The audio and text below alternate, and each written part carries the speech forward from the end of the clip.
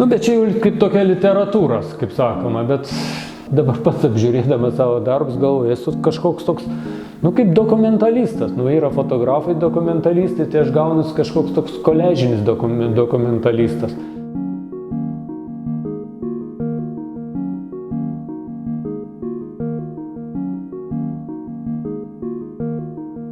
Šitą parodą sugalvojau prieš gerus metus, kadangi Panevėžy gavau stipendiją savivaldybės kultūros, tai kažkaip ta stipendija mane įtakojo sukurti tam tikrą ciklą kūrinių, kurie atspindėtų mano gimtąjį miestą, tai yra Panevėžį.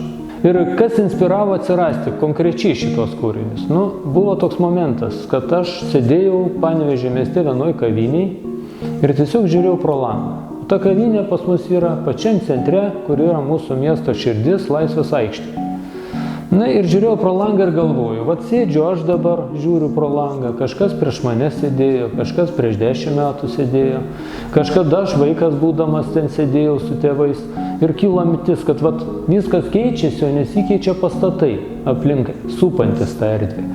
Ir ta mūsų aikštė, jinai kaip tokia, jinai keičiasi labai nedaug, tie pastatai atsiradę XIX amžiuje kažkur apie pabaigą, jie vis kažkuo tai apauga, vis pasikeičia stilistika ir vis kažkas tai naujo ateina. Ir naujai kartai, naujiem žmonėm, užaugusiem žmonėm, reiškia viskas atrodo kaip šviežia, kaip nauja, bet iš tikrųjų tai viskas pastatyta buvo jau labai senai.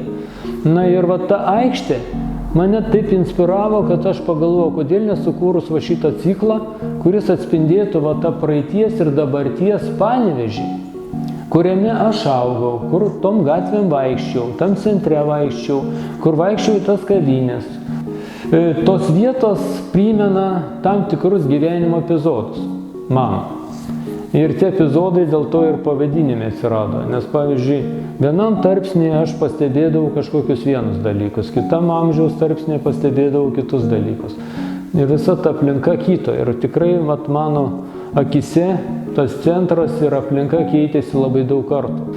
Tai jeigu taip suskirsti darbus į kažkokius tai periodus, tai yra tokių dalis darbų atspindi tą senąjį Panevėžį, kaip ir praeitį, dalis atspindi dabartį, šičia priekyje, atspindi dabartį, kuri yra visi man dabar Panevėžį gyvenantis ir pažįstami žmonės. Kai kurie čia stovi toje aikštėje, dalis jų menininkai, dalis mano giminaičiai, dalis draugai, dalis Vilniečių. Per šitos darbus kaip ir stengiuosi tą stačiakampio formą aikštę uždaryti su tais pastatais, kaip ir yra. Iš dviejų pusių riboja dvi gatvės, iš kitų pusių pastatai. Tai jeigu taip sudėliotumėm, tai gautumėm uždarą erdvę, kurioje ir verda tas mūsų Panevėžio pagrindinis toksai gyvenimas, ir kultūrinis, ir visoks kitoks. Fotoateljė. Čia yra mūsų šita galerija. Ta galerija mūsų, kur ten stovi, mūsų galerija 20. Tai jinai čia ir čia restoranas XX, mūsų galerijos restoranas, toj vietoj. O čia gatvė, kuri veda į turgų. Ir suprantat, tai čia ir vienas draugas fotografo dirbo, aišku, dabar šitų nėra, nes čia paimta fragmentas iš senovinio namo, bet šį pats pastatas yra, tik tai jis pakeitęs truputį fasadą. O čia toks senasis miestas buvo, medinis daugiau toj pusėje. Čia vėl, kaip sakau, čia buvo viešbutis Continental ar koks tenai, kažkoks labai ar Imperial, du buvo tokie viešbučiai. Tai čia yra toj senoviniai nuotraukai, čia stovi kažkoks rusų generolas caro laikų, su antpečiais mojuoja ranka, čia žmonės vaikšto, suprantat. Bet tas pastatas ir tas pats balkonas ir dabar yra, suprantat, tik aišku nebestovi generolas. Dar pas mane visur figūruoja dinozauras, tas toksai dinozauras. Tai galima suvokti literatūriškai kaip tokį gyvūną išnykusi, bet galima suvokti kaip ir miesto ir praeitį. Kad ta praeitis, kuri išnyko, nebegrįžo, bet ateina kita.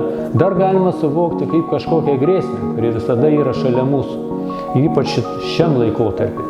Tai tas tiranozauras, jis yra kaip kažkokios tokios brutalios jėgos, brutalios grėsmės, toksai spindulys atstovas, kuris galbūt slypi už kiekvieno kampo. Tai tuose mano darbuose, kai kur jisai keliauja kaip simbolis. Ir ką aš vaizduoju? Tai yra keletą nuotraukų, senovinio Panevėžio, kada dar šita aikštė vadinosi Turgaus aikštė. Tai vat vienas darbas yra tiesiog grinai sukomponuotas remintis tą 19 amžiaus pabaigos nuotrauką, kur tiesiog žmonės susirinkdavo, jie ten su savo kažkokiais tai padargais, su savo kažkokiais tai maisto produktais ir tam tikrose vietose prekiaudavo. Tai aš pasistengiu atkartoti net tas vietas ir tų žmonių siluetus taip, kaip toj nuotraukoje yra. Dabar, jeigu iš techninės pusės kalbėti, tai kaip jie sukonstruoti šitie darbai? Šitie darbai sukonstruoti tiesiog iš grafikos lakštų, grafikos atspaudų.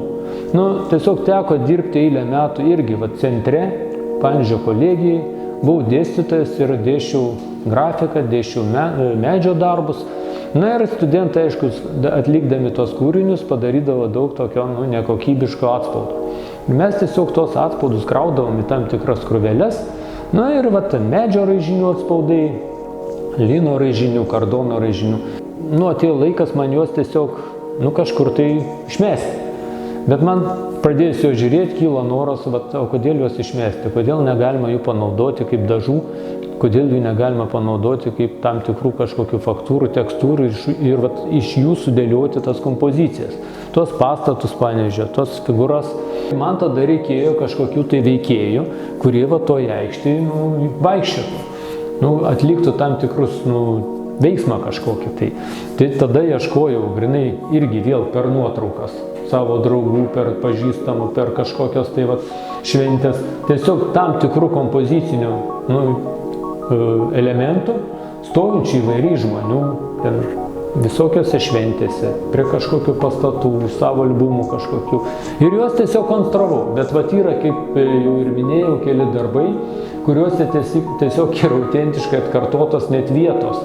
Ir tie žmonių siluetai, kurie ir yra tose nuotraukose. Dalį tų nuotraukų idėjų, kompozicinių, aš tiesiog pavartydavau Panevėžio albumus išleistus. Yra, pavyzdžiui, nuotraukų albumai, kur išleisti šiais laikais, bet jie yra tiesiog atspindintis, kaip sakiau, 19 amžiaus pabaigos. Kažkokių fotografų gyvenusių Panevėžį, tiesiog Panevėžio miesto vaizdai. Ir kai kurie vaizdai susiję su mūsų Laisvės aikšte. Daugiau pats tiesiog ėjau per visą tą perimetrą aplink tą visą aikštę ir fotografavau visus namus tiesiog gabaliukus. Ir visus buvau sukonstravęs visą tą sudėliojimą. Reiškia, aš neatvežiau, bet buvau padaręs tokią dėlionę. Ir tą dėlionę, jeigu sudėliotum ant grindų, tai gautum visą mūsų Laisvės aikštę. Iš visų 4 pusių.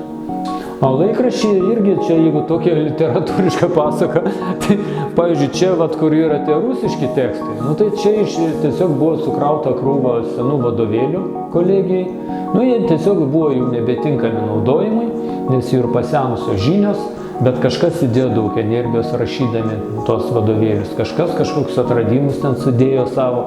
Ir dabar jie tiesiog buvo išmesti ir man tiesiog tiko pats šriftas tas toksai, tiko ta spalva tų senų tokių knygų ir aš jas panaudojau kaip fono faktūrą ir kartu,